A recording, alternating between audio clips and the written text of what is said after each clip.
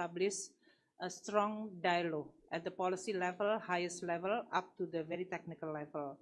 There are many that we both share in responding to our own domestic need on the development, how we continue maintain a good performance on the economy that is high growth, creating job, reduction of the poverty, and how we can cooperate not only in the bilateral but also at the multilateral level way. We also share in terms of how the world can play a much better and stronger role in addressing the issue of development, not only for both countries but also globally, especially on the issue of the climate change, global public health in this case, and also how we can strengthen the investment cooperation between the two countries. I'm also glad that Minister Nirmala providing also strong support on the Indonesia own agenda, whether this is related to the membership of Indonesia on the Financial Action Task Force and during Indonesia presidency of the G20 and the current Indonesia-ASEAN chairmanship. So we will continue strengthen this bilateral relationship, trade, investment, but mostly for the two institutions on a policy dialogue that will address the issue from a trade, investment, including human capital. We just discussing also any possibility of the cooperation, including on the digital technology, payment system under the central bank, and using more local currency. So I'm stop here, and thank you so much, Minister Nirmala, and congratulate for a very successful G20 meeting so far and your very strong and able leadership, which is commended. Thank you. Thank you. Is this on?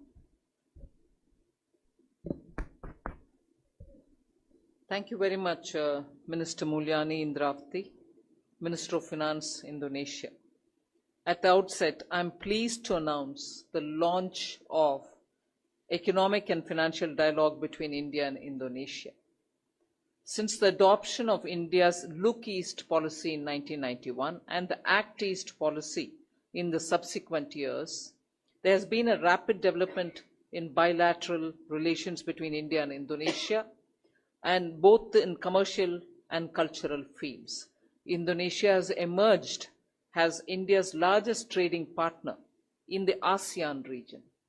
Our trade has increased 8-fold since 2005, and it has touched $38 billion in the last year.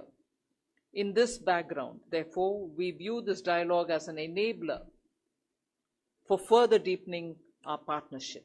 We will be discussing issues on common interest that are mutually beneficial in enhancing our relationship with Indonesia. The areas of cooperation will include bilateral investment, financial services, and infrastructure development, among others. For instance, India has developed expertise in digital public infrastructure.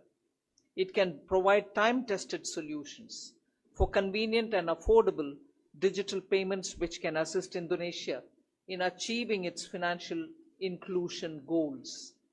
Both India and Indonesia are fast-growing economies and are similar in many ways. Both are active members of multilateral organizations such as G20, WTO, and East Asia Summit. India has taken over the G20 presidency from Indonesia, and there are several legacy issues which we are continuing to take forward during our presidency. In this context, this dialogue, which we are announcing today, can play an instrumental role in reaching a common understanding on issues and taking forward the global agenda from the perspective of the emerging market developing economies. I believe that this dialogue will facilitate better cooperation between India and Southeast Asia, while contributing to the global economic and financial stability. So I stop here. Thank you very much. And I certainly acknowledge here before the media that having taken over the G20 presidency immediately after Indonesia, I will put it on record here that there was quite a lot of learning that India has taken from Indonesia, and in that Minister Mulyani's role is very big.